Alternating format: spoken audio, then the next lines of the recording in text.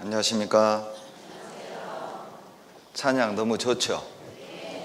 가사도 너무 좋습니다. 우리가 성경을 배워보면 살아서 역사하시는 주님을 누구도 부인할 수 없고, 또 성경을 더 배우다 보면 내가 살아있는 이 자체가 하나님이 살아계신 확실한 증거고, 하나님이 나를 사랑한다는 가장 확실한 증거 또한 내가 지금 여기에 앉아있다는 사실입니다. 또 하나님이 나를 보호하시고 내게 넘치는 은혜를 주셨다는 증거 또한 우리가 지금 이 자리에 함께하고 있다는 것이죠. 누구도 부인할 수 없을 것입니다. 우리가 마음을 열고 성경을 배운다면 하나님이 얼마나 우리를 사랑하고 계신지, 우리를 얼마나 간절한 마음으로 기다리고 계신지 부인할 수 없을 것입니다. 오늘과 이제 마지막 이틀 남겨진 말씀을 통해서 부인할 수 없는 우리를 향한 하나님의 사랑을 모두가 다 마음에 받아들이길 원합니다. 같이 기도하시겠습니다. 사랑과 은혜가 충만하신 자비로우신 우리 아버지 하나님, 그 옛날 말씀으로 죽은 자를 살리셨던 것처럼 동일한 말씀으로 죄 가운데 죽어있는 우리의 영혼을 살려주시기를 간구드립니다. 주님의 사랑으로 소경의 눈을 열어 보게 하셨던 것처럼 동일한 사랑으로 우리 마음의 눈, 영혼의 눈을 열어 하나님의 살아계심을 보게 하시며, 오늘 말씀을 통해 우리가 하나님 앞에 어떠한 죄인인지, 우리 앞에 놓여져 있는 무서운 심판이 어떤 것인지 깨달아 알게 하셔서 말씀을 대하는 우리의 마음, 하나님을 대하는 우리의 마음이 변화되어 주님을 두려움으로 경외하는 마음을 갖도록 도와주시고, 한 사람도 하나님의 말씀을 가볍게 대하는 사람 없도록 도와주시옵소서. 그리하여 우리의 생각이, 우리의 삶이 변화되어 구원 얻기 좋은 마음이 되도록 도와주시옵소서. 우리를 사랑하시는 예수님 이름으로 감사하며 기도드렸습니다. 아멘. 신약성경 요한복음 5장 39절을 보시겠습니다. 신약성경 151페이지입니다. 혹시 휴대전화를 소지하신 분은 전원을 꺼주시면 감사하겠습니다. 요한복음 5장 39절만 같이 읽겠습니다. 너희가 성경에서 영생을 얻는 줄 생각하고 성경을 상고하거니와 이 성경이 곧 내게 대하여 증거하는 것이로다. 하나님이 인간에게 주신 최고의 선물이 있다면 그것은 성경이다라고 말할 수 있습니다. 그 이유를 몇 가지 들어본다면, 성경을 통해서만이 우리는 보이지 않는 하나님을 정확히 알고 믿을 수 있다는 것이죠. 물론 하나님이 주신 만물을 통해서도 양심이 선한 사람은 하나님을 알 수 있습니다. 그러나 만물을 통해서 창조주가 계신다는 사실은 알겠는데, 그 창조주가 하나님인지 아니면 다른 신인지 알지 못해서 엉뚱한 우상을 섬기는 사람도 있죠. 그래서 하나님이 성경을 통해서 그 창조주가 하나님이라는 사실을 우리에게 밝히 드러내 보여주십니다. 그래서 성경이 하나님이 인간에게 주신 최고의 선물이다, 이렇게 말합니다. 또 하나의 이유를 말씀드린다면, 성경에 어떻게 죄인이 죄를 용서받고 하나님의 자녀가 될 수 있는지, 어떻게 영원한 생명을 얻을 수 있는지 성경만이 답을 주고 있습니다. 그래서 성경을 하나님이 인간에게 주신 최고의 선물이다, 이렇게 말하는 것이죠. 또 하나의 이유를 든다면, 더러운 죄인이 어떻게 거룩한 하나님의 나라에 들어갈 수 있는지 그 길을 분명하고 정확하게 안내하는 책이 성경이기 때문에 성경을 하나님이 인간에게 주신 최고의 선물이다 라고 말하는 겁니다. 하나님이 우리에게 성경을 주신 목적은 교회를 열심히 다녀라, 착하게 살아라, 죄를 성수해라, 헌금 많이 해라, 그런 도덕책, 그런 종교 경전으로 주신 것이 아닙니다. 오늘 본문으로 읽은 요한복음 5장 39절에 하나님이 인생에게 성경을 주신 분명한 목적을 밝히고 계시는데, 너희가 성경에서 영생 얻는 줄 생각하고 성경을 상고하거니와 이 성경이 곧 내게 대하여 증거하는 것이로다. 우리는 성경에서만 영생을 얻을 수 있어요. 이것이 하나님이 성경을 우리에게 주신 목적입니다. 영생 얻으라고 성경을 주신 것이죠. 요한복음 5장 39절을 우리 기준에서 해석한다면 우리가 성경을 배워야 할 목적이라는 것입니다. 우리가 왜 성경을 배워야 합니까? 교회 다니기 위함이 아닙니다. 우리가 왜 성경을 배워야 됩니까? 좀 마음을 고쳐먹고 개가천선하게 성경을 배우는 게 아니죠.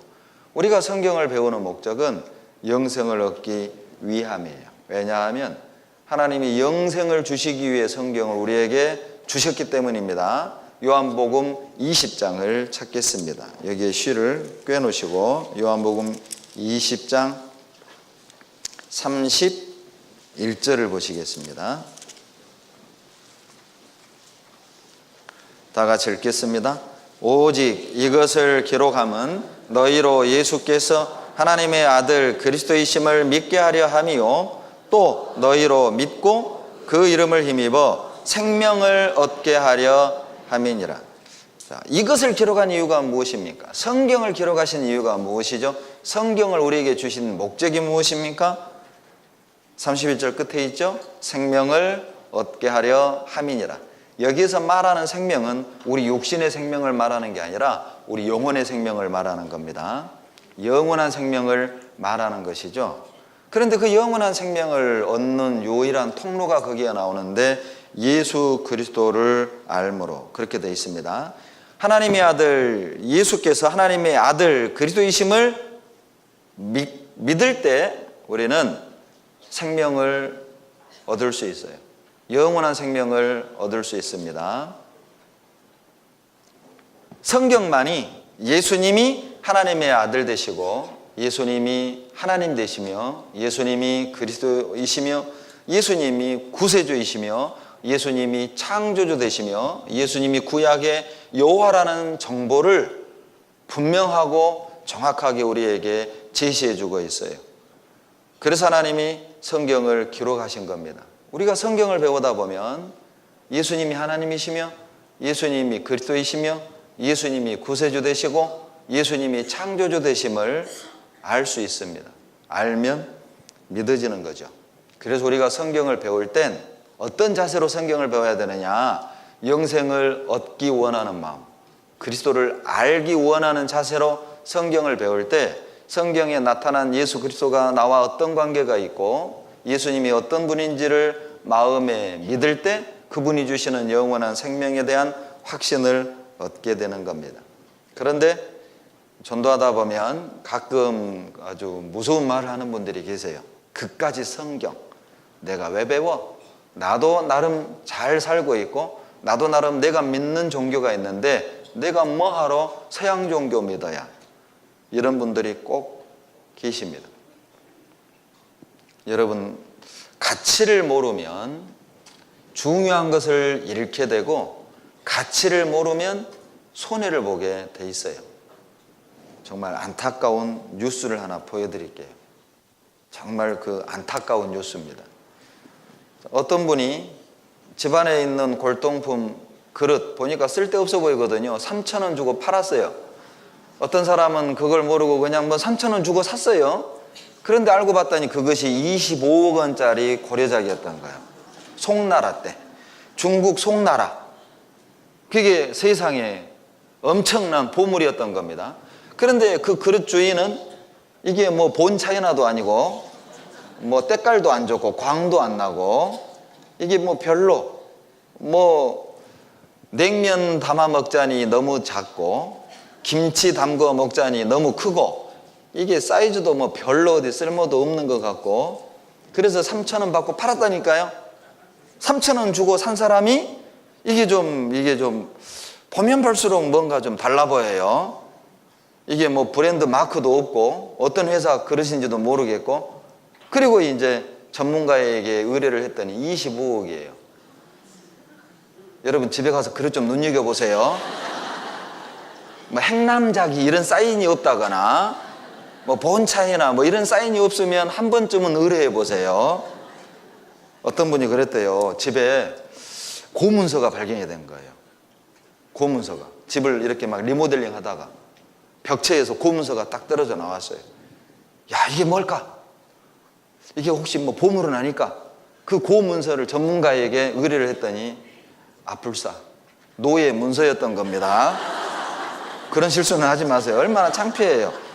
노예 문서가 집안에서 발견이 된 거예요.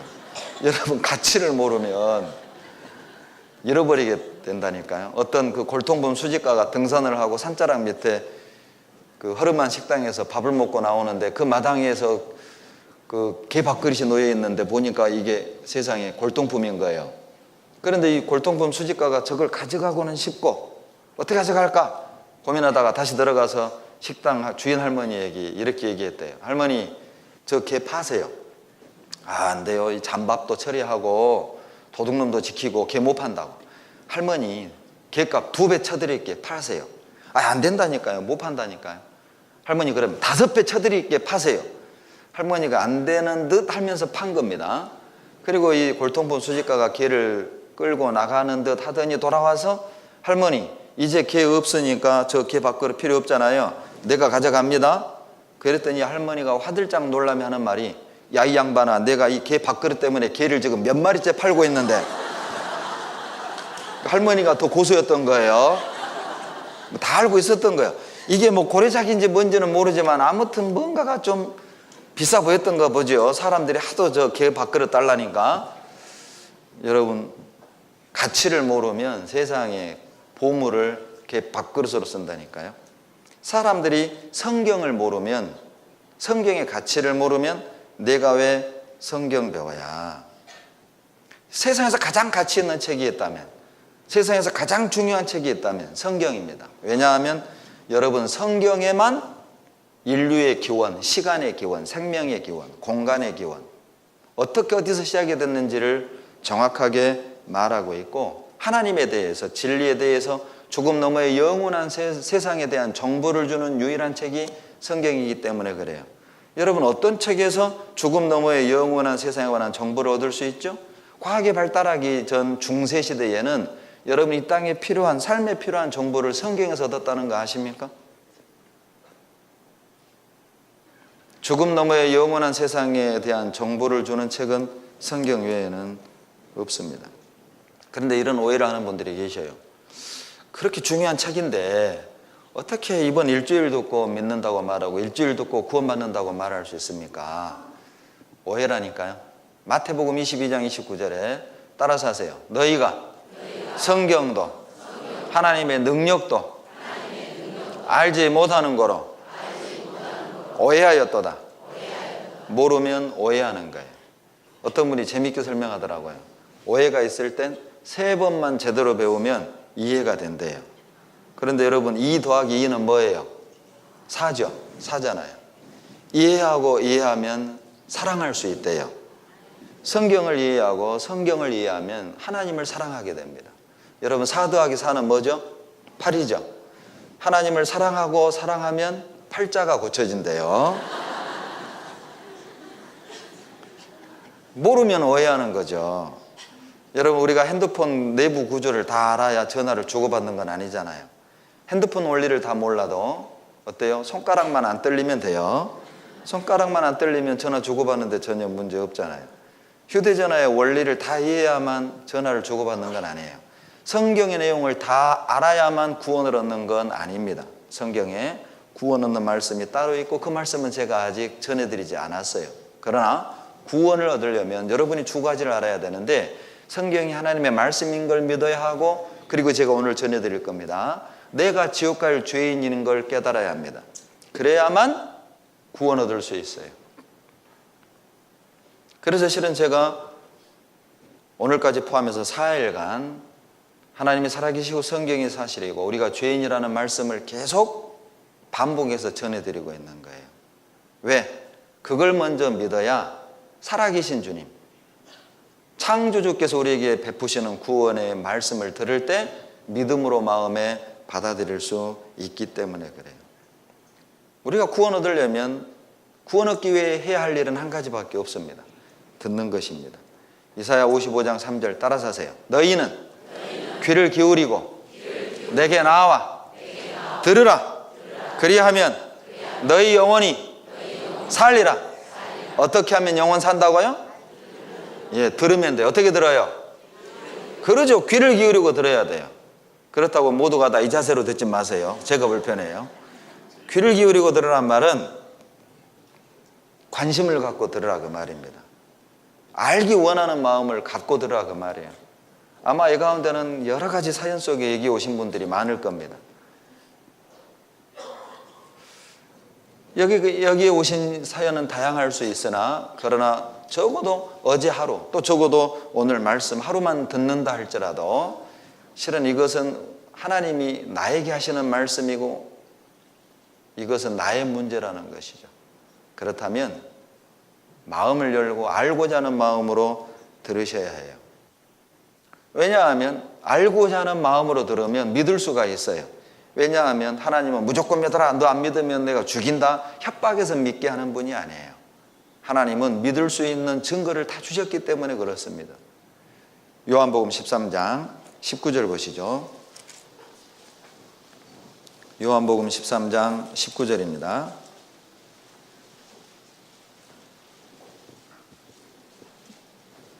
다 같이 읽습니다.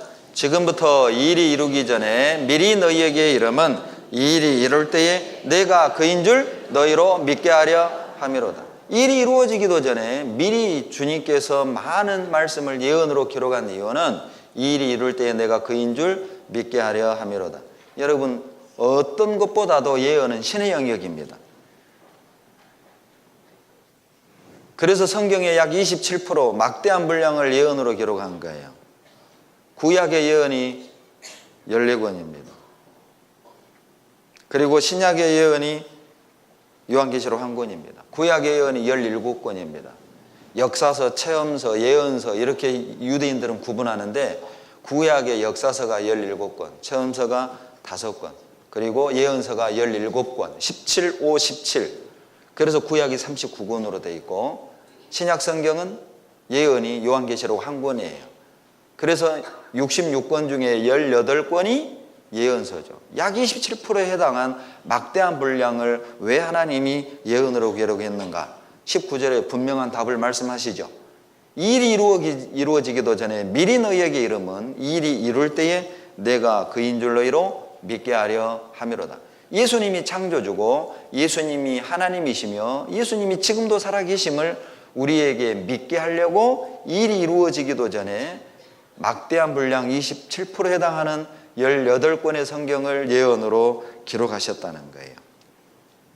오늘 우리는 그 부분을 배우게 될 겁니다. 그리고 살아계신 하나님 앞에 우리가 어떠한 심판을 받게 될 것인지 그것까지 배우게 될 겁니다.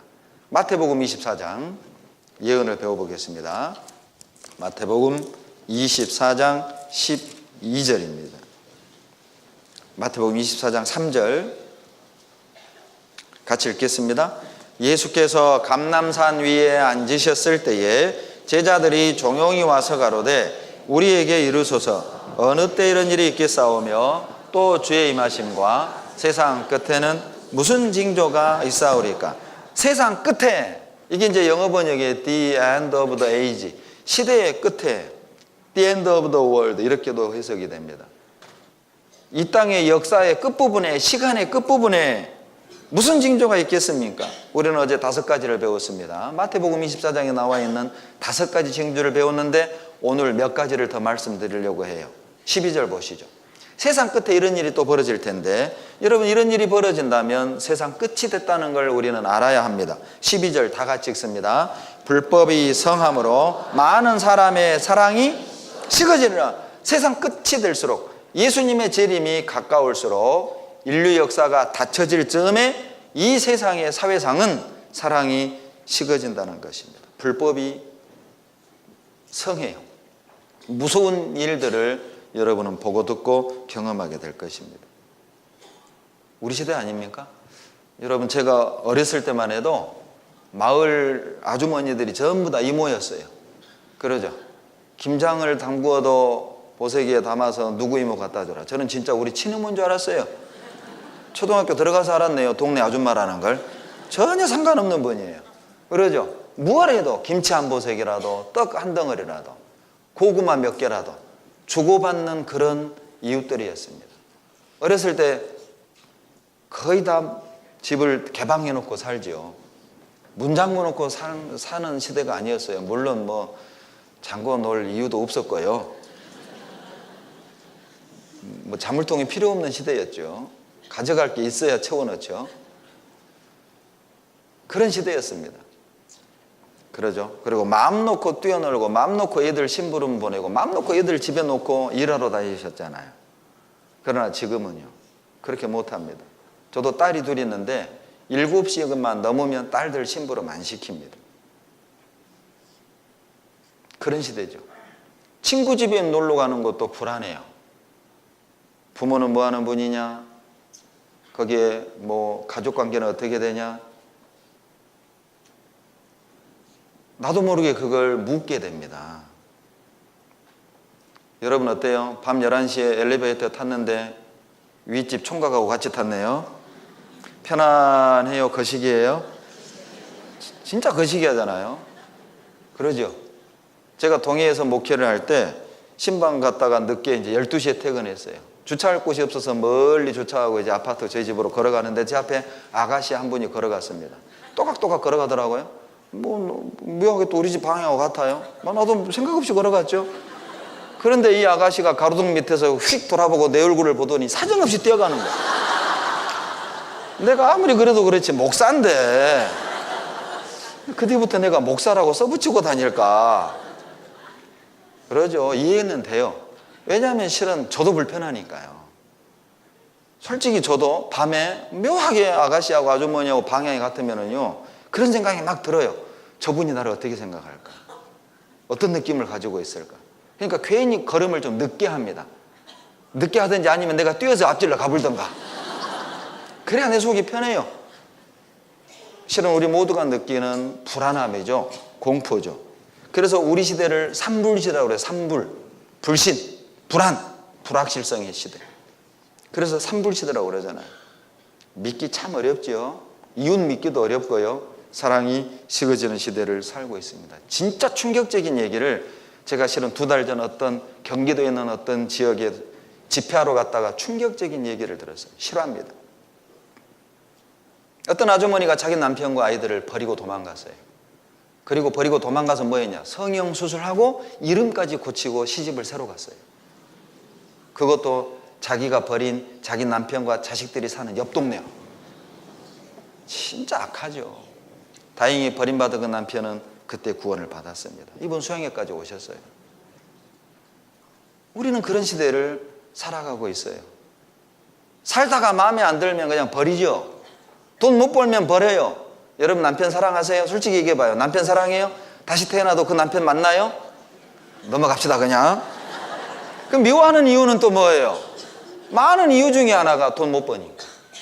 죄송합니다. 돈 못 버니까. 돈만 잘 벌어서 봐요.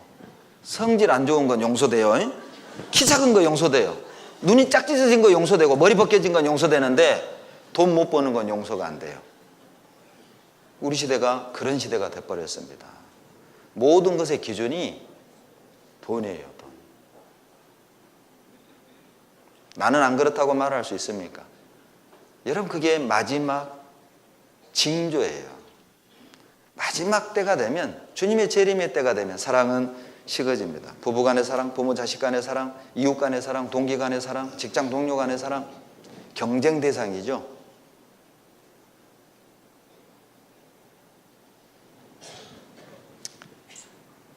디모데후서에서는 그걸 구체적으로 이렇게 말합니다. 찾아보시죠. 디모데후서 3장. 디모데후서 3장 1절부터 제가 읽어드립니다. 신약 345페이지 디모데후서 3장 1절 2절만 같이 읽읍시다. 내가 이것을 알라. 말세에 고통하는 때가 이르리니 사람들은 자기를 사랑하며 돈을 사랑하며 자긍하며 교만하며 회방하며 부모를 거역하며 감사치 아니하며 거룩하지 아니하며. 여러분 말세가 되면 고통하는 때가 올 것입니다.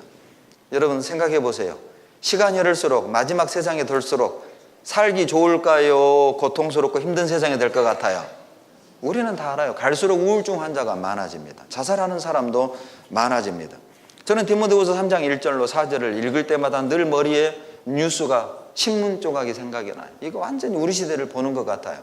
말세에 고통하는 때가 이르게 될 겁니다. 마지막 세상이 될수록 여러분 정말 마음의 기쁨, 평안보다는 고통스럽고 두려운 그런 일들을 많이 경험하게 될 거예요. 첫 번째 징조가 뭐죠? 자기를 사랑해요. 이기적으로 바뀌어요. 나만 좋으면 됩니다. 여러분 어느 나라에서 그런 사건이 있었지요? 어떤 식당 안에서 한 6명이 한 젊은 아가씨를 때리고 있는데도 그 식당 안에 있는 사람들이 누구도 말리질 않았어요. 결국 그 아가씨는 맞아서 죽었습니다. 우리나라는 아니지만. 그래서 지금 전 세계적으로 세계적인 프랜차이즈 그 식당을 보이콧하고 있어요. 지금 미국에서는 문 닫을 지경이에요. 젊은 사람들이 그 식당 안 갑니다. 이름만 되면 아는 M자로 시작하는 가게입니다. 그런데 그게 남의 나라 이야기입니까? 자기를 사랑하고 돈을 사랑하고 돈이라면 무엇이든 하는 이거를 자 3절로 4절까지 읽어보고 제가 몇 가지를 보여드리겠습니다. 3절 4절 같이 읽습니다. 무정하며 원통함을 풀지 아니하며 참소하며 절제하지 못하며 사나우며 선한 것을 좋아하니 하며 배반하여 팔며 조급하며 자고하며 쾌락 사랑하기를 하나님 사랑하는 것보다 더하며. 여러분 하나님 사랑하는 것보다 더 사랑하는 거 있죠? 쾌락 사랑하기를 하나님 사랑하는 것보다 더해요. 이걸 한번 보실래요? 디모데후서 3장 1절로 4절을 보는 것 같아요. 자기 사랑하고 돈 사랑하고 자긍하고 교만하고 회방하고 부모 거역하고. 요즘 부모 말 안 듣지요? 장유유서 옛말입니다. 그러죠? 길거리에서 담배 태우다가 옛날에는요 길거리에서 담배 태우다가 동네 선배 어른만 와도 딱 뒤로 숨겼다니까요. 얼떨결 호주머니에 넣어버려요. 연기가 모락모락 피어올랐다니까요. 아세요? 저희들 어렸을 때만 해도 제일 무서운 말이 뭐냐? 너희 아버지 누구냐? 이게 제일 무서운 말이야. 네 엄마 누구냐? 너 누집 자식이냐? 그러면은요 막 사정없이 튀었어요. 아버지 이름 냈다가는 소문 동네 쫙 돌잖아요. 그게 제일 무서운 말이었어요. 여러분 요즘 놀이터에서 담배 태우는 중고등학생에겐 너희 아버지 누구냐 했다간 큰일 납니다. 조금만 비우세요 하고 지나가야 돼요. 건강 조심하세요 하고 그냥 지나가야 돼요. 여러분 북한 김정은이가 왜 못 쳐들어온지 아시죠? 중2가 무서워서 못 쳐들어온대요. 세상에 이거 보세요. 요즘 대리모가 유행입니다. 아이를 못 낳는 사람들을 위해서 아이를 낳아주는 겁니다. 대신 그런 업이 성업하고 있어요. 동남아와 아프리카 쪽에 2천만 원에서부터 1억까지 받습니다. 애를 낳아주는 대가로. 거기에 이 계약 내용입니다. 태어났는데 기형이다. 그러면 대리모가 키워야 돼요. 의리한 사람이 안 가져야 돼요. 그런 계약 내용들입니다. 애를 못 낳는 부부입니다. 엄마 난자 아빠 정자를 빼가지고 체외 수정을 시켜서 대리모의 자궁에다가 착상시키는 거예요. 그리고 10개월 뒤에 데려가는 거예요. 그 대가로 천차만별 가격도 대리모의 학력, 건강 상태, 나이에 따라서 4천만에서 7천만 원 B급, A급은 8천에서 1억, C급은 2천에서 3천. 이런 지경입니다. 애를 낳아주는 대가로 돈을 받아요. 더 놀라운 것은 여러분의 애기공장 소식 들어봤어요? 애기공장? 소녀 15, 6, 7살 아이들을 납치하다가 집안에 가두고 17명의 여자아이들에게 임신을 시켰어요. 그리고 애를 낳으면 팔아요. 돈 받고. 그 아이가 어디로 어떻게 팔려가는지를 모릅니다. 장기를 떼서 장기 매매한다는 얘기도 있고 애 못 낳는 집에 입양 간다는 얘기도 있고. 무섭지 않습니까? 이 인위적으로 애를 임신시켜서 그 아이를 돈 받고 파는 시대가 우리 시대예요. 자기를 사랑하고 돈을 사랑하고 회방하고 잔인해지는 갈수록 사람들이 인간성이 없어집니다. 그 발견된 17살, 16살 소녀들입니다. 그 아이들입니다. 계속 이 아이들이 하는 일은 뭐냐? 애를 낳는 일만 해. 계속 애 남편 또 낳고, 애 낳고 나면 또 낳고. 몸조리 그런 거 없어요. 왜냐? 애가 돈이니까. 기기죠, 기기. 개인주의 만연합니다. 나밖에 몰라요. 남들이 어떻게 되든 돈 때문에 아버지 죽고 나서 자식들이 칼부림하는 거. 역시 부자들은요, 싸우는 방법도 달라요. 아들이 교수, 의사, 사업가인데 삼형제가요, 아버지 재산 가지고 추석에 모여가지고 싸우는데 뭘 가지고 싸우냐? 가스총 쏘면서. 확실히 부자들은 싸우는 무기도 좀 다르죠. 총 쏘면서 싸워요. 세상에 교수, 의사, 사업가면 충분할 것 같은데, 예? 충분할 것 같은데. 여러분 곧 추석이죠? 총 한 자루씩 준비하세요. 진짜 저는 감사해요. 우리 형제가는 싸울 일이 없어요. 진짜 우리 형제가 진짜 저는 부모님께 감사해요. 싸울 일이 없다니까요. 심지어는 장기 밀매를 합니다. 사람을 납치해다가 떼다가 파는데 여러분 신체 부위별 매매 가격입니다. 눈 170만 원, 어깨 56만 원, 세상에 어깨까지 떼가요. 심장 1억 3,420만 원, 손 아래 팔 43만 원. 그냥 넘어갑시다. 이런 시대입니다. 사람 잡아다가 신체 부위를 떼다가 돈 받고 팔아요. 부위별로 가격이 매겨져 있어요. 공시지가가 나와요. 중국에서는 어린아이 잡아다가 눈 빼다 팔았습니다. 돈만 되면 몸 파는 것쯤이야. 예? 돈만 된다면. 그것도 여대생들이, 배웠다는 여대생들이. 심지어 신부르센터에서요, 폭행만 할까요? 손 부러뜨릴까요? 다리 부러뜨릴까요? 주문하면 주문한 대로 돈만 내면 안 되는 게 없습니다. 신부르센터. 무섭죠. 아기까지 길거리에다가 진열해 놓고 팔아요. 아기들의 노점까지 등장. 갈 때까지 간 겁니다. 세상에 자기 아버지 재산 노리고 친구들과 짜가지고 자기 아버지를 죽였어요. 그리고 나주 저수지에다가 묻었잖아요. 여기 나주에다가. 기억 안 나시죠? 저는 충격이었어요. 천륜을 저버린 맹렬 아들, 노부모 한겨울 냉방에다 방치시켜서 얼어 죽였어요. 자기 부모를 얼어 죽였어요. 부모를 거역하고. 무서운 시대입니다. 용돈 안 준다고 엄마를 때리고, 결혼 반대한다고 부모를 죽이고, 어머니를 포기합니다. 각 썼어요. 예? 병원에다가, 요양병원에다 모셔놓고 돈 없으니까 부모 포기합니다. 그리고 아예 잠적해버려요. 제주도에다 갖다 어머니를 버렸습니다. 그런데요, 경찰에 도움받아 집에 찾아와 버린 거예요. 그래서 필리핀에다 갖다 버린 거예요. 진짜 부끄러운 자화상이죠. 그리고요, 감사치 않고 더러운 행동 말 무정하고 원통하고, 그러죠. 고소고발 사건이 계속 늘어요. 참소한다는 말이 뭐냐? 고소고발한다 그 말입니다. 갈수록 고소고발 사건이 많습니다. 참지 못하죠. 절제 못하는 겁니다. 그러니까 중독 환자들이 많아요. 알코올 중독, 그러죠? 쇼핑 중독, 약물 중독, 도박 중독, 인터넷 중독, 하다못해 스마트 중독, 스마트폰 중독. 절제를 못하는 거 사람들이. 심지어는 쇼핑 중독. 쇼핑 중독 걸린 아주머니는 TV 보다가 뭐 물건만 나오면 그냥 바로 전화번호 눌러버려요. 남편 월급은 200인데 지출이 되는 건 500, 700. 어떻게 살아요? 그런 부인하고. 어떻게 사냐고. 그런데 그런 중독 환자들이 계속 늘고 있습니다. 절제를 못하는 겁니다. 그리고 쾌락 사랑하기를 하나님 사랑하는 것보다 더하며 대학가에 동거가 낯설지 않습니다.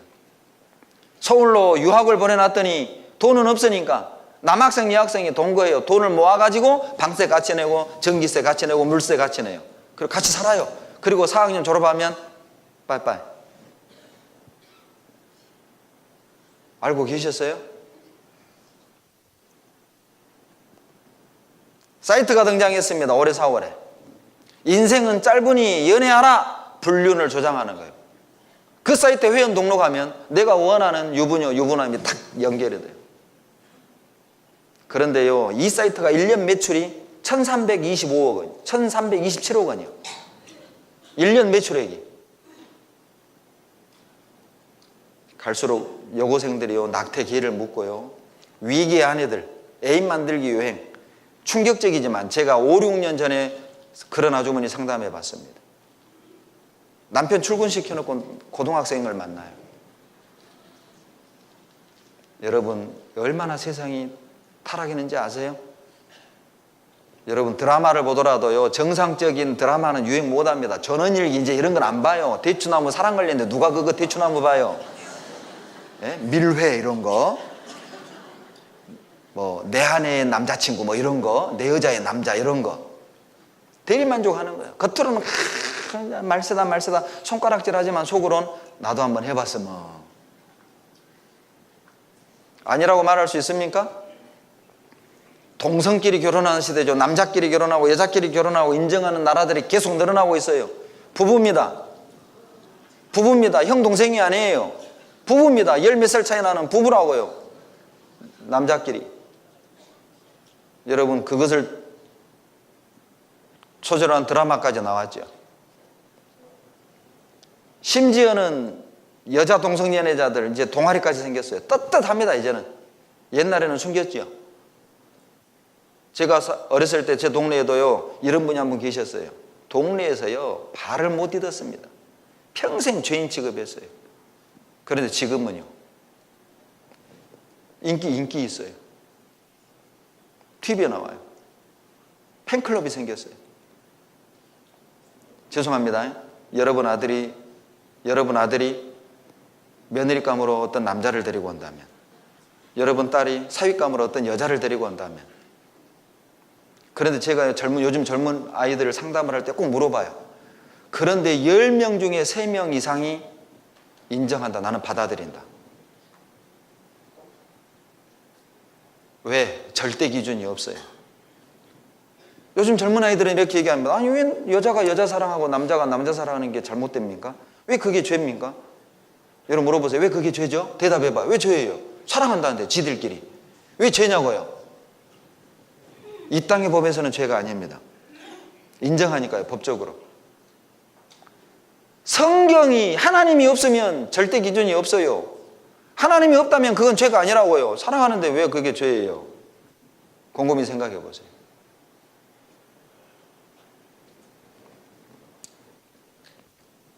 뱃속의 아기까지 도둑질에 갔어요. 사람 대하기 겁나죠. 그러죠. 결혼하기 전에 성경음 하겠다. 압도적입니다. 대학생들이. 그리고요, 미국에 개들의 교회가 생겼습니다. 개 15마리 앉혀놓고 목사님이 설교하는 거야. 세상에. 이렇게까지 됐어요. 프랑스에서는요, 만약 달팽이, 지렁이 학대하잖아요. 4천만 원 벌금이요. 지렁이를 밟거나, 그리고 달팽이를 막가지로 막 학대한다. 4천만 원 벌금이라니까요.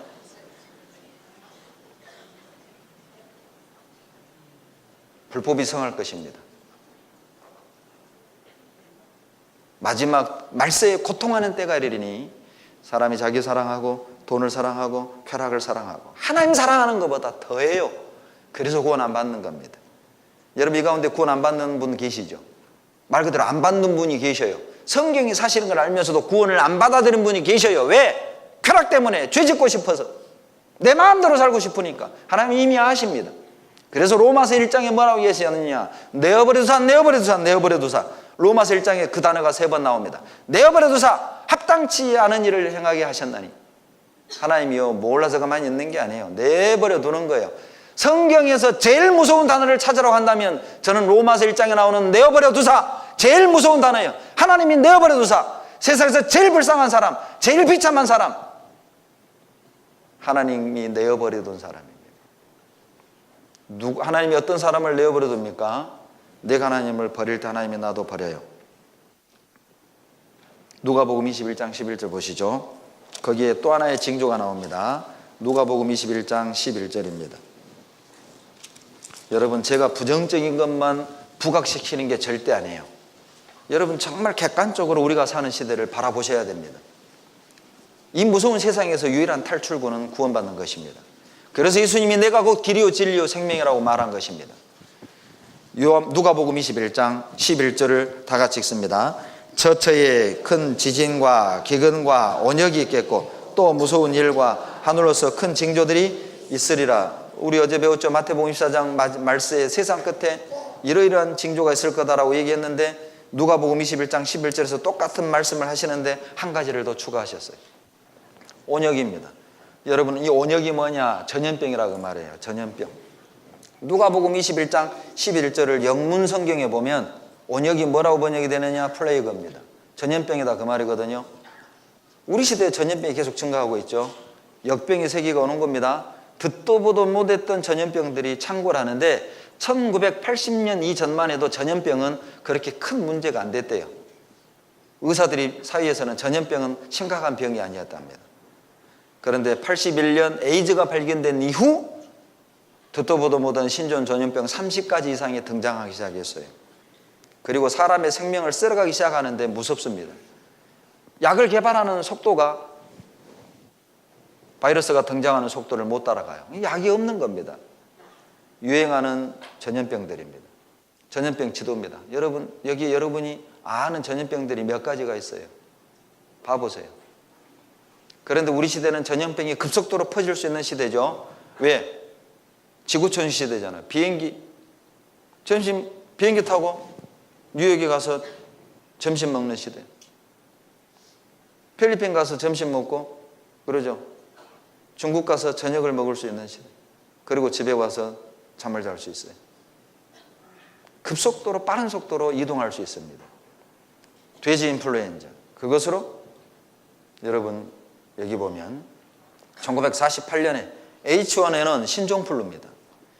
이 감기 바이러스로 5천만 명이 죽었다면 믿어지세요? 아시아 독감 H2N2 200만 명 죽었습니다. 사스 중국의 심천에서 발병이 됐죠. 시작이 됐습니다. 800명 죽었습니다. 그런데 놀랍게도 이게 사스는 공기로 전염이 되는데 그냥 사라져 버렸어요. 이유 없이 사라졌어요. 약이 개발돼 사라진 게 아니라. 2009년입니다. 신종플루로 1만 582명이 죽었습니다. 여러분, 최근에 에볼라 지금 난리죠? 900명이 죽어갔어요. 최종 제가 들은 통계는 900명 넘어갔습니다. 사망자. 세계가 떨고 있는 에볼라 공포입니다. 직접 한번 들어보실까요?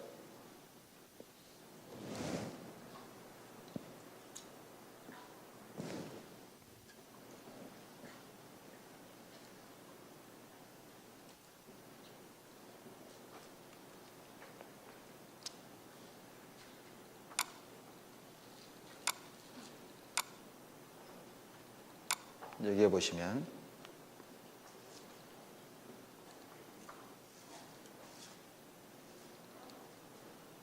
직접 들어보시죠. 그러나 바로 다음 해인 1981년 신종 전염병인 에이즈가 발견돼 전염병과의 전쟁에서 승리를 낙관할 수가 없게 되는 새로운 신종병원체가 출현할 하나의 또 시작이었던 거죠.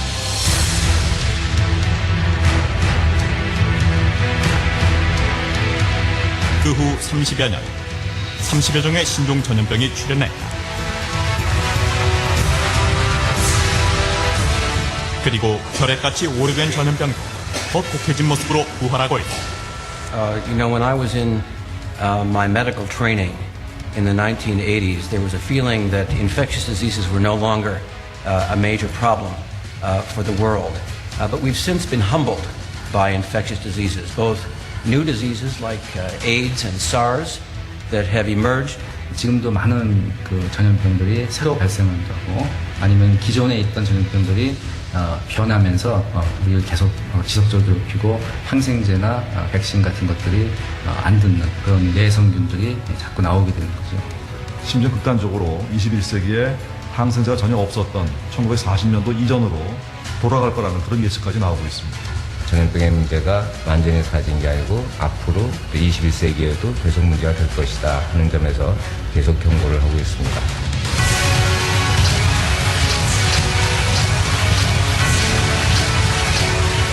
바야흐로 전염병의 역습이 시작되고 있다.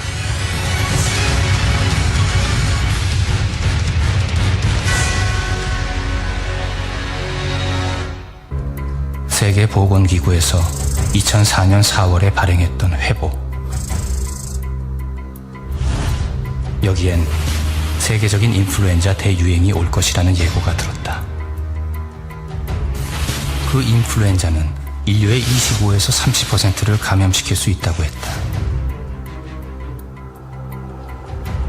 WHO의 데이빗 나바로 박사는 인플루엔자로 인해 1억 5천만 명이 사망할지도 모른다는 예고를 내놓기도 했다. 세계보건기구가 긴장을 하고 있는 이유는 그저 과거의 경험이나 막연한 가능성 때문만은 아니다. 이들은 이미 대재앙의 가능성이 농후한 인플루엔자 바이러스를 발견했다. 이들이 발견한 것, 그것은 바로 H5N1, 즉 주류독감 바이러스다. 1997년 5월 홍콩에서 한 남자아이가 사망했다. 그런데 이 아이의 몸속에선 인간에게선 발견된 적이 없던 새로운 바이러스가 발견됐다. H5N1, 주류독감 바이러스였다. 닭이나 오리 같은 가금류들만 감염되는 줄 알았던 주류독감 바이러스가 인간에게서 발견된 것이다. 불행은 홍콩의 남자아이에게서 끝나지 않았다. 이후에도 주류독감에 감염된 사람들이 지속적으로 나타나기 시작했고 2009년 9월까지 442명이 이 바이러스에 감염되어 그중 262명이 사망했다. 에볼라 바이러스 공포가 진원지인 서아프리카를 넘어 전 세계로 확산되고 있습니다. 지난 6월부터 급격하게 감염되기 시작한 에볼라 바이러스, 현재 발병 환자가 1,600명을 넘어섰다는데요. 세계보건기구에 따르면 에볼라 바이러스로 인한 사망자도 이미 900명 가까이 발생했다고 합니다. 일단 감염되고 나서는 아시다시피 굉장히 높은 사망률을 보이고 그다음에 치료약도 없는 상황이고 하기 때문에 그 다음부터는 방법이 없다고 볼 수가 있죠. 치료제도 없는 상황, 전 세계가 속수무책일 수밖에 없습니다.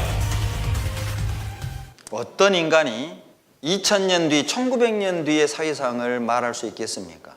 마치 오늘날 뉴스와 신문을 보고 기록한 것처럼 1900년 전 누가복음, 마태복음엔 기록이 돼 있어요. 왜 하나님이 일이 이루어지기도 전에 미리 이 일을 기록하신 겁니까? 이 일이 이루어질 때 내가 그인 줄 너희로 믿게 하려 함이로다. 그래서 성경을 배워보면 믿는 것 말고는 다른 선택을 할 수가 없어요. 성경을 배워보면 이것을 안 믿는 것 자체가 더 어렵다는 것입니다. 그런데 더 무서운 것은 인류 역사 끝부분이 성경에 기록이 되어 있는데 전쟁으로 끝납니다. 그것도 핵전쟁입니다. 오늘은 그냥 제가 말씀으로만 전하겠습니다. 놀랍게도 마지막 핵전쟁 장소가 나와요. 필요하신 분은 메모해서 집에 가서 확인하세요. 계시록 16장 16절에는 장소가 나오는데 바로 이스라엘 가운데 광야가 하나 있는데 이스라엘 평야입니다. 이스라엘 평야 중간에 언덕배가 하나 있어요. 무기또라고 합니다. 그 무기또에서 인류가 핵전쟁으로 끝난다. 그때 싸우는 무기가 요한계시록 9장에 나옵니다. 불과 연기, 요항에 의해서 세계 인구 3분의 1이 1시간 안에 다 죽는다는 기록이 있습니다. 스가랴 14장 12절에 보면 사람이 그때 죽는데 서 있는데 썩어버린다고 나와요. 서서 썩어요. 왁 하는 순간 녹아버리는 거죠. 그리고 스바냐 1장에 보면 홍수 때는 코로 숨쉬는 짐승만 죽였지만 마지막 불심판 때는 하늘을 나는 새, 땅의 짐승, 인간, 그리고 바다의 물고기까지 동시에 죽인다. 여러분, 하늘을 나는 새, 땅의 짐승, 바다의 물고기까지 죽일 수 있는 불이 뭘까요? 여러분, 바다 불 태우면 불 나요, 안 나요? 안 나죠. 핵입니다. 더 놀라운 건 그 마지막 전쟁 때 에스겔 38장에 이스라엘을 쳐들어가는 나라 이름이 나옵니다. 러시아입니다. 연합국가 이름이 나옵니다. 리비아, 이란, 이디오피아. 다 고대 지명으로 기록되어 있습니다. 그러나 킹제임스 버전에 보면 오늘날 현대 지명으로 번역돼 나와요. 붓리비아, 바사 이란, 구스 이디오피아, 고멜 게르만 족속 다 나옵니다. 뭐하러 가냐? 이스라엘의 보물을 빼앗으러 가는 거예요. 이스라엘이 부자잖아요.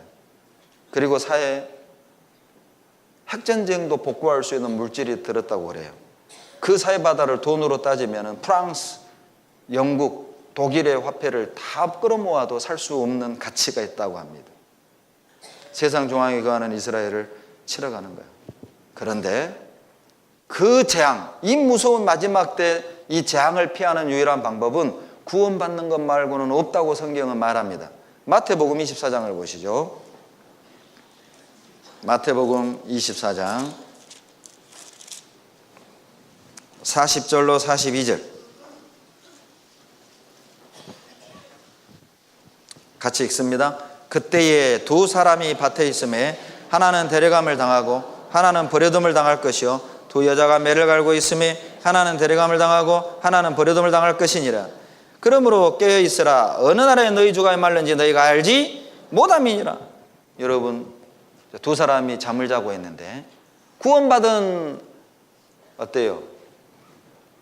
사람은 사라지고 구원 못 받은 사람은 버려둠을 당하는 거야.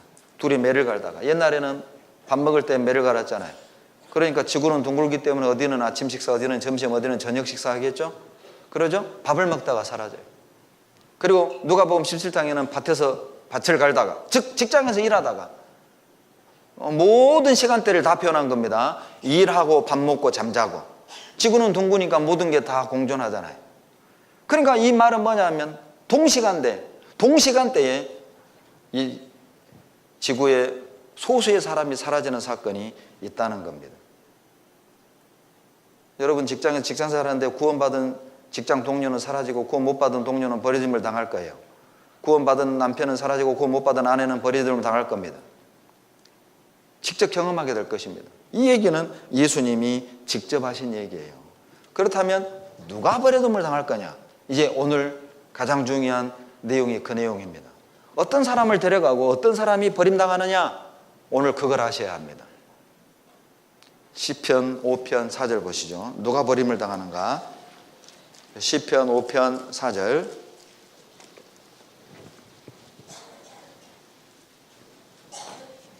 같이 읽겠습니다. 주는 죄악을 기뻐하는 신이 아니시니 악이 주와 함께 유하지 못하며 주님은 죄악을 기뻐하는 신이 아니셔요. 그래서 악이 주님과 함께 유하지 못합니다.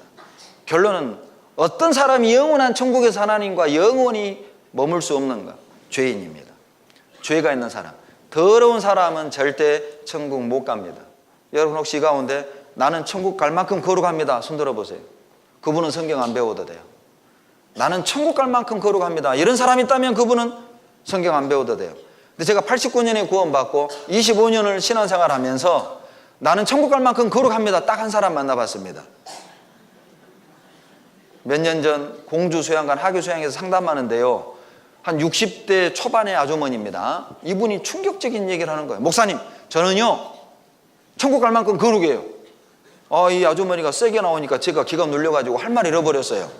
왜냐하면 제가 그런 상담도 처음 해봤거든요. 보통은요 뭐 죄가 생각이 안 나요? 뭐 이렇게 오리발을 내미거든요. 그 사람이 미워한 짓을 해서 내가 미워했죠. 이렇게 오리발 내미거든요. 또 어떤 할머니는 그랬답니다. 나는 미워 안 해. 왜냐하면 내가 미워하는 사람 이미 다 죽어버렸어. 이렇게 오리발 내미는데 그 아주머니는 거룩하다는 거예요. 천국 갈 만큼. 혹시 가운데도 그런 분 계셔요? 그런데 진짜 감사하게 하나님이요 성경 한 구절을 딱 떠올려 주셨어요. 그 성경 구절을 딱 들이댔더니 이분이 고개를 푹 숙였어요. 예, 저 죄인입니다. 예레미야 2장 35절입니다. 찾겠습니다. 예레미야 2장 35절.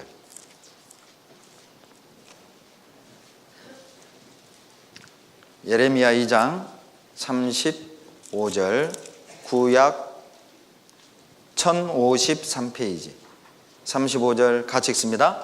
그러나 너는 말하기를 나는 무죄하니 그 진노가 참으로 내게서 떠났다 하거니와 보라 내 말이 나는 죄를 범치 아니했담을 인하여 내가 너를 보라 내 말이 나는 죄를 범치 아니했담을 인하여 내가 너를 심판하리라. 왜 죄 없다고 말하는 사람을 심판하실까요? 주님은 로마서에서 모든 사람이 죄를 범하였으며 하나님의 영광에 이르지 못하더니 하나님은 선언했습니다. 모든 사람은 죄를 범했고 모든 사람은 죄인이다 라고 선언했는데, 이 인간이 말하기를 나는 죄를 범치 아니하였다, 나는 죄 없다, 그 말은 바꾸어 설명하면 하나님은 거짓말장이다, 하나님은 사기꾼이다, 하나님을 거짓말장이로 만든 것입니다.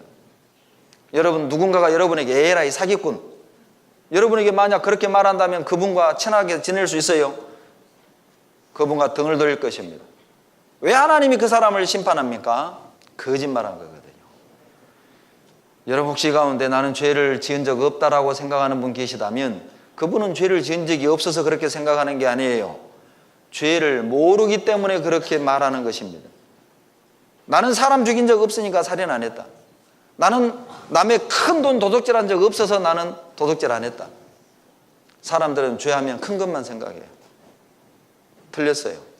여러분, 예를 하나 들어보죠. 미국 가서 살려면 어느 나라 법 따라야 돼요? 미국 법. 일본 가서 살려면은요, 천국 가서 살려면은요, 그러죠. 천국법에서 죄가 뭔지를 아셔야 해요. 여러분, 천국법에서는 사람을 죽여야만 살인이 아니에요. 미워해도 살인입니다. 그거 아십니까? 여러분, 하나님이 좀 심하다고 생각하세요? 제가 좀 더 이따가 자세히 설명드릴게요. 왜 생각만 해도 살인이 되는가? 이걸 보면서 설명을 드릴게요. 다 같이 읽어보시겠습니다. 사람의 행위가 자기 보기에는 모두 깨끗하여도 여호와는 심령을 감찰하시느니라. 사람은 자기 행위만 보죠. 행동만 보니까 나는 죄 없다, 깨끗하다. 그러나 하나님은 마음을 보셔요. 여러분, 장담할 수 있습니까? 내 마음은 천국 갈 만큼 깨끗하다, 말할 수 있는 사람이 없어요. 여러분, 세상 법에서는 행동으로 죄를 지어야 감옥 가죠. 그러나 하나님의 법에서는 마음으로 지어도 죄가 되는 거예요. 마음으로 생각만 해도 간음이 되는 거예요. 마음으로 미워해도 살인이 되는 거예요. 왜 마음으로 생각만 해도 죄가 되는가? 이유가 있습니다. 겉으로 드러난 행동은 마음에 있는 생각이 나오기 때문에 그래요. 여러분, 지금 또 추석이라 아마 벌초하러 다니는 분 계시죠? 저도요, 저희 형님 산소가 한 평에 있어요. 과거에는 아버지 산소도 한 평에 있어서 산소로 이제 벌초로 다녔어요. 그런데 형님 산소에 아카시아가 있습니다. 하필이면 봉 제일 중앙에 아카시아가 탁 나무가 어느 날 자랐어요. 잘라서 낫으로 자르고 톱으로 썰어도 그 다음에 가면 어김없이 아카시아는 다시 올라와 있습니다. 여러분, 올해 가서 아카시아 나무를 베었습니다. 내년에 가면 나무가 또 어떻게 돼 있을까요? 자라요. 왜요? 왜 자라요? 그러죠. 뿌리가 있으니까. 아무리 나무를 잘라봐야 뿌리를 죽이지 않는 한 안 되는 거예요. 어느 분이요, 뿌리 죽이는 방법을 가르쳐 줬어요. 그래서 가서 들어했더니 그 다음에는 아카시아 나무가 안 나와요. 뿌리가 죽은 것입니다. 여러분, 행동은 가지라면 마음은 뿌리요. 뿌리가 문제인 거예요. 뿌리를 뽑기 전에는 그 문제 해결 안 되는 거예요. 그래서 하나님은 마음으로 생각만 해도 죄가 되는 거예요. 또 하나님은 마음을 볼 수가 있어요. 그래서 죄가 되는 겁니다. 왜 우리는 마음으로 품는 게 왜 죄냐라고 말하지만, 여러분, 가정해 봅시다. 여러분이 남편 마음을 보는 눈이 있다고 가정해봐요. 오늘 밤에 잠자기 전에 남편이 무슨 생각하는지 궁금해서 마음을 빼꼼히 들여다봤더니 이 세상에 뒷집 순이 엄마 생각하고 있네. 같은 방 자요, 못 자요? 그러지요. 마음을 볼 수만 있다면 더러워서 못 살아요. 죄송합니다. 남편들도 똑같아요. 남편들도요, 마누라 마음을 볼 수만 있다면 더러워서 못 살아요. 똑같아요. 똑같아. 못 보니까 웃고 사는 거예요. 그러더라. 하나님은 마음을 보시는 겁니다. 그래서 죄가 되는 거예요. 다 같이 읽습니다. 하나님은 모든 행위와 모든 은밀하를 선악간에, 예, 하나님은 모든 행위, 겉으로 드러난 죄, 은밀한 일, 마음속에 숨겨둔 것까지 심판하셔요. 사람의 영혼은 여호와의 등불이라 사람의 깊은 속을 살피느니라. 여러분, 더러운 것은 깊은 곳에 감춰놓죠. 여러분도 아마 어때요? 죄라는 단어를 듣자마자 과거에 수치스럽고 숨겨놓았던 기억들이 싹 떠오를 거예요. 모든 사람은 자기 친구, 부모, 남편, 아내에게도 말하지 못하는 더러운, 숨은, 부끄러운 죄가 다 있어요. 대충 넘어가려 하지 마십시오. 내가 잊으려고 발버둥 쳐서 잊는다고 해서 그 심판이 없어지는 건 아니에요. 용서받기 전에는 그 심판을 면할 길이 없습니다. 그 깊은 속에 숨겨놓은 거 있지요? 그것도 심판하실 겁니다. 여러분, 다 같이 읽어보실까요? 나의 보는 것은 사람과 같지 아니하니 사람은 외모를 보거니와 나 여호와는 중심을 보셔요. 중심을 보셔요. 그래서 우리는 생각만 해도 죄가 되는 거예요. 시편 51편 5절입니다. 여기에 죄의 정의를 정확히 기록하셨어요. 죄인의 정의가 뭐냐? 시편 51편 5절. 다 같이 읽겠습니다. 내가 죄악 중에 출생하였으며 모친이 죄 중에 나를 잉태하였나이다. 여러분, 이걸 잘못 이해하면요, 모친이 죄 중에 나를 잉태했다는 말을 어머니가 죄 짓고 나를 낳았습니다 이렇게 생각하는 분이 계시는데 그런 의미가 아니에요. 영어 성경에 보면 아예 이렇게 되어 있습니다. 우리말로 번역하면 나는 태어날 때부터 죄인이었습니다 이렇게 되어 있어요. I was simple at birth. 나는 태어날 때 이미 죄인이었습니다. 여러분, 태어날 때 이 땅에 등장할 때 정직하게 등장한 사람은 딱 두 사람밖에 없어요. 아담과 하와입니다. 그 두 사람만 정직하게 하나님 만드셨어요. 그러나 아담과 하와가 타락한 이후 그 후손들, 이 세상 모든 인간들은 우리는 이미 태어날 때부터 죄인으로 태어나요. 예를 하나 들어보겠습니다. 여러분, 이거 잘 봐보세요. 여러분, 컵에서 뭐가 나왔어요? 왜 물이 나왔어요? 그렇죠. 물이 있으니까 나오는 거예요. 있는 게 나오는 거다 그 말입니다. 컵이 마음이라면 물은 우리가 평생 지을 죄입니다. 엄마 뱃속에 있을 때부터 우리는 지을 죄를 가지고 나와요. 여러분, 갓난 애들 보면 진짜 천사 같죠? 그러죠? 그러나 애 키워본 엄마들 얘기해 보세요. 그 천사 같은 갓난 애기도 꼬라지 부려요, 안 부려요? 성질 부려요, 안 부려요? 부려요. 그러죠. 얘가 젖달라고 오는데 제때 안 줘봐요. 애들이 곱게 울어요, 사납게 울어요? 사납게 울어요. 사납게 울 때 젖 물려주면 곱게 먹어요, 깨물어요? 깨물어요. 그러죠. 그 기질이 어디서 있겠어요? 태어나서 배운 게 아닙니다. 품고 나온 거예요. 예? 내 뜻대로 안 되면 성질 내고, 그러죠. 시기, 질투, 그러죠. 미움, 욕심 있는 게 나오죠. 여러분, 혹시 죄 지은 거 배우신 적 있으세요? 여기 계신 아주머니들 중에 친정 어머니로부터 남편 둘러먹는 101가지 방법 배우신 분? 사랑하는 딸아, 남편을 둘러먹을 때는 이렇게 둘러먹어라. 배워서 거짓말하는 게 아니에요. 어떤 분은요, 못 배워서 죄 짓는데요. 틀렸어요. 여러분, 잘 배우는 사람 죄 안 짓던가요? 잘 배운 사람은 훨씬 더 지능적으로 죄 지어요. 은행 털 때 잘 배운 사람은요, 컴퓨터로 타닥 털고, 못 배운 사람은 스타킹 뒤집어 쓰고 독지자로 들고 집어넣어. 잘 배워서, 못 배워서 죄 짓는 게 아니에요. 우리는 평생 지을 죄를 가지고 태어났어요. 우리는 이미 태어날 때부터 죄인입니다. 곰곰이 생각해 보세요. 여러분, 태어날 때부터 우리가 의인으로 태어난다면 이 땅에 법 필요해요? 필요 없어요? 필요 없어요. 마지막 때가 갈수록 법이 복잡해지고 있는 거 아세요? 그래서 법이 복잡해집니다. 다양한 법이 나옵니다. 왜? 인간들이 지능적으로 죄를 짓기 때문에. 죄인의 올바른 정의는 죄 지어서 죄인 되는 게 아니에요. 죄인으로 태어났기 때문에 죄 짓고 사는 겁니다. 여러분, 괄목할 만한 큰 죄를 안 지었어도 우리는 이미 죄인입니다. 여러분, 속을 들여다보세요. 감씨 심었어요. 감나무 나왔네요. 감나무에 뭐 열려요? 감. 물어봅시다. 감나무니까 감 열려요? 감 열려서 감나무 된 거예요? 그러죠. 감나무니까 감 열린 거예요. 정신 바짝 차리고 들어야 돼. 안 걸리면 헷갈려요. 안 그러면 헷갈린다. 어떤 아주머니가요, 찜질방에 가서 졸다가 이런 얘기를 들은 거예요. 어떤 아주머니들이 삼행시로 이제 막 농담을 하는데요. 원두막으로 삼행시를 하는 거예요. 원숭이 엉덩이 빨개. 두 짝 다 빨개. 막 빨개. 이걸 이제 옆에서 졸다가 들었네. 이게 너무 재밌는 거예요. 야, 우리 남편한테 얘기해줘야지. 여보, 이리 앉아봐. 근데 생각이 안 나네. 잊어버린 거예요. 졸다가 듣는 통에. 아, 원숭이. 여보, 운 띄워봐.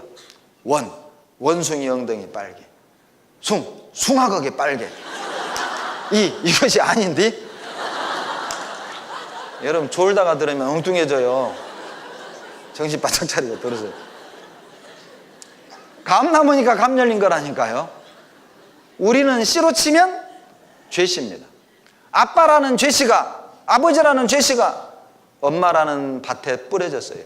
그리고 죄의 나무가 태어난 거예요. 우리는 나무로 치면 죄나무입니다. 그래서 평생 살면서 어때요? 죄를 짓는 거예요. 시기, 수근수근, 능욕하고 비방하고 어디서 배웠어요? 그런데 우리 안에 이건 다 들어있습니다. 다 같이 읽겠습니다. 악인은 모태에서부터 멀어졌으며 나면서부터 곁길로 나아가 그 짓을, 그러죠. 나면서부터 곁길로 가요. 그러죠. 말 배우면 거짓말해요. 이거 한번 보세요. 야, 이게 진짜 태어날 때 죄인이다라는 확실한 증거를 하나 보여드릴게요. 이 꼬맹이가요,